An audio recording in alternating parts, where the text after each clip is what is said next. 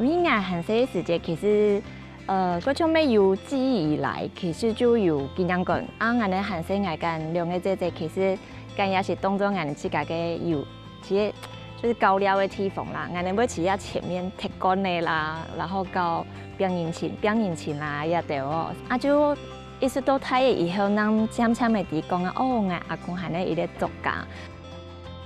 这条路之所以叫做李河小径，是因为从李河嘅海。咱阿公去闽南镇方爱上班啦，或者讲去台北看片啦，规啊都闽南来，规啊都按路卡来的时节，因为对逐条街嗰片行一条岔路，安尼行入来，因为个海其实一条牛车路算是比较近的捷径安尼，所以就抄这个近路，然后就行过来，所以一条因为就系咧以生发地包要行的路，所以俺能经干一条路径，按到李河小径。